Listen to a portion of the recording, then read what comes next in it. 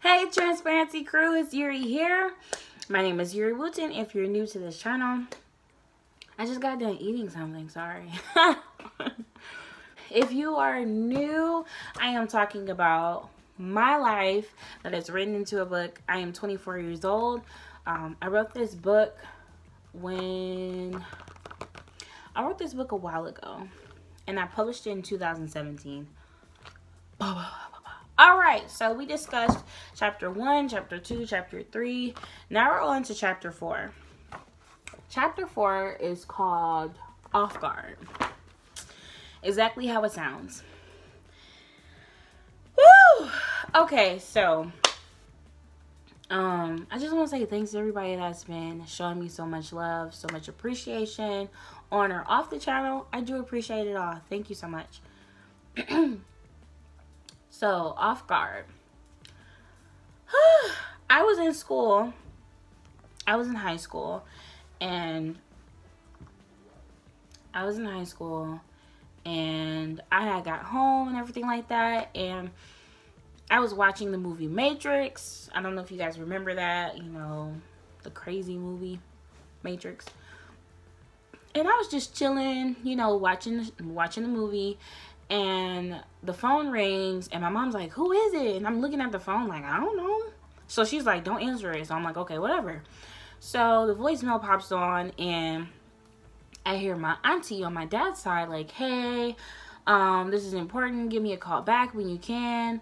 And she said her name, and I'm like, wow, you know, I never really speak to an auntie like that. I'm like, is everything okay? So I tell my mom, and she's like, really? She's like, what's going on? And I'm just like, I don't know. So then after that, my brother called me. Brother, if you're listening to this, I love you so much. My oldest brother, his name is Jonathan, and he's thebomb.com. I love him so much. And we would talk all the time, and he called me, so I'm just thinking like, okay, this is a regular phone conversation. And he's like, hey, what's going on? I'm like, hey, what's up? He's like, he sounded kind of down, and I was just like, is everything all right? And he was like, what are you up to? And I'm like, just watching a movie. And he's like, I got some bad news. So I'm like, oh no, what's the bad news? I'm trying to find exactly what he said. He said, oh yeah, he was like, it's about dad. So I'm thinking like, what's wrong? Jonathan is my half brother, but that doesn't even count. Like, he's my brother. You my brother, you my brother. It doesn't matter. So I'm on the phone with him, and he's like, it's about dad. And I'm like, what's happening? He was like, yeah, he just passed away. And I'm like, what? So I remember him talking to me, and I was just looking out the kitchen window, and I just was like swallowing so hard. Like, it was a lump in my throat.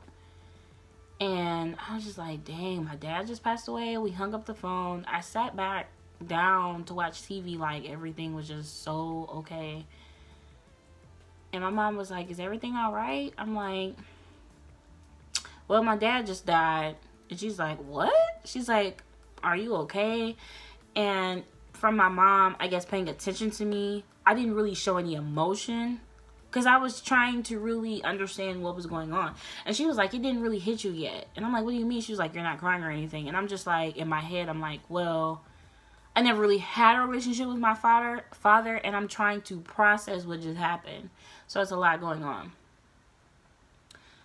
So I'm sitting there like, what? My dad just died. Now I gotta look at my book, because I have to reflect on a couple of things that happened. I said, as hours passed, my mind was blown away. My heart started to ache. What had just happened? I thought, since my father and I didn't have a relationship now, that things would change later in life. That day will never come to pass. Not trying to sound so like extra emotional, but it's like real life. My father is gone. He was only 38 years old. 38. Let me read you the poem that I put in my book. It's kind of lengthy, so I'm sorry if you just want to fast forward. That's fine. The Imperfect Father, that's what it's called. You were my father, but now in my heart, you're my dad. I didn't call you, you didn't call me, but who cares about that now? I forgive you. I forgive myself. I love you. I needed you then, and I sure as heck need you now. My skin color reflects yours. My facial expressions have Eric written all over it. I may have not known much about you, but I know you tried. The conversations and memories of you will never be lost. You were silly, talkative, crazy, and an imperfect dad. That's okay with me. I've turned out imperfect as well, and I love that. I never got the chance to say bye except at your funeral. My heart was broken. My world was shaken. 38 shouldn't have been your death age. I wasn't prepared, not this soon. But you were. You had just cut your hair that night. That was the last night you were ever breathing oxygen. The longest amount of time that I spent with you seemed to be 6 feet from your casket.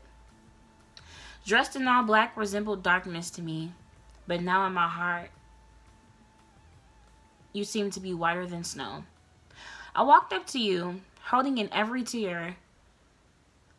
I stared at you, hoping that you would move, jump up and say, "Got you." I don't know how I stayed so strong.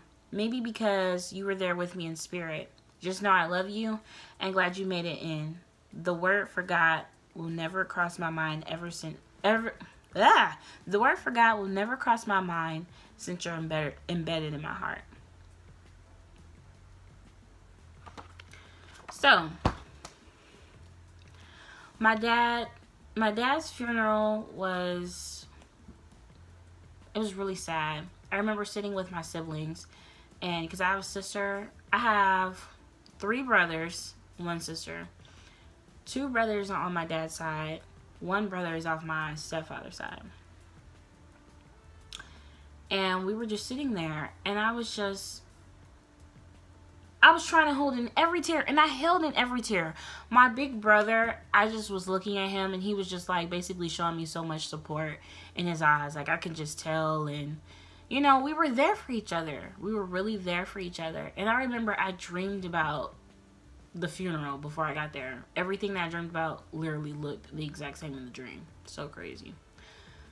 But after the funeral and all that, I wanted to know what really happened to my father. I'm just like, okay, my father's dead.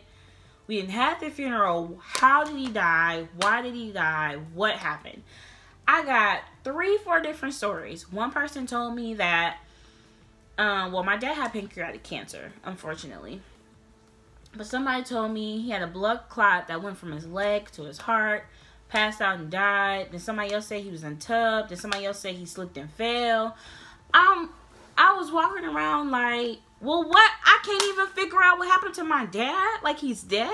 And I have no understanding whatsoever. My auntie on my father's side, she gave me clarification, but it's still so many things that I don't truly understand. I don't know why he died at the age of 38. Such a young age. His parents outlived him, both. I will never be able to see my father ever again. That is the worst thing that could ever happen. Because, as I stated in like video 1 when I talked about my mother, that's why I was saying, you never know. You can plan to have a relationship with a parent, and then they just get wiped off the earth in 2 seconds. You're not even expecting anything. And that's why I say reach out. You don't have to wait. Obviously, I understand you want to feel loved. You want to feel appreciated. It's like, it's not my job to reach out to the parent. It's not. It's not your job. But if you want to have a relationship with somebody, you have to reach out. They might never reach out to you. They may just be sitting there like, dang, you know, I want to have a relationship, and then they just don't do it. Either they could be lazy. They can have this low self-esteem. They can feel like after all this time, now I want to reach out. They might not accept it. They can have a million questions going through their head. But look at me now. I don't have a father. If you have a father, I suggest that you try to do something. He could be dead to you. Now, if he raped you or something like that, okay, we're going to disregard that. You know, if he abused you, we got to disregard that too. Like, we can't just be having relationships with somebody that abused you. Because I don't know how that works. I really don't know what to say with that, but no. But if your father, you just haven't heard from him in months, years, then go do something. Go say something. Write a letter if you don't want to be in person, or do a phone call, send a text message, try to find him on Facebook. do Messenger, do FaceTime, something. I actually know a YouTuber, I think her channel is called Me and Christina, and she basically talked about how she went to go see her dad because her dad, or her uncle, her dad's brother had just passed. So, which is her uncle. But yes. And she was there for her dad. And that's really what I want to encourage you. I want you to step out and be the bigger person and do what you got to do, because you could be walking around this earth with no parents. No guidance whatsoever. You know, your parents are supposed to be like your heroes, the people that you look up to. And to know that my father died is like, dang. Sometimes I think about it. I sit there, you know, often on road trips and stuff, I think about my father like, we could have been bomb, okay? My dad, I get my speeding from my dad. I could drive 150, 160 miles an hour on the freeway flying. My dad loved to race people. I love driving. I need a stick shift. But I'll never be able to have those times with him. And that's okay. I've learned how to deal with it. I've cried. I cried like I knew my father like this. I cried.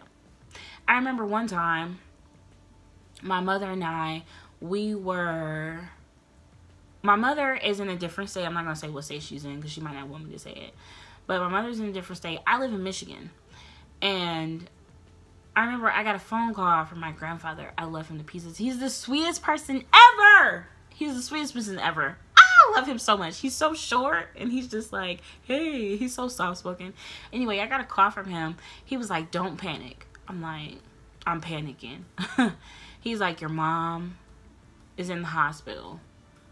She got hit by a semi-truck. Immediately started crying. This was before I even published my book. Immediately started crying because I'm like, dang, another parent? She didn't die, thankfully. But I'm just like, that the edge of knowing if it's life or death is like, anxious, and you have anxiety, and it's just the worst thing ever. But yes, I want to read my heart-breathing words from my book. Oh, this one is actually short. Heart-breathing words. If you don't know what heart-breathing words is a recap of my opinion of the chapter. So it says, a parent is never perfect no matter what they do. Back then, I held what my mother said about my dad close to my heart. I believed he didn't care about me when I was young because my mother told me he never wanted to see me.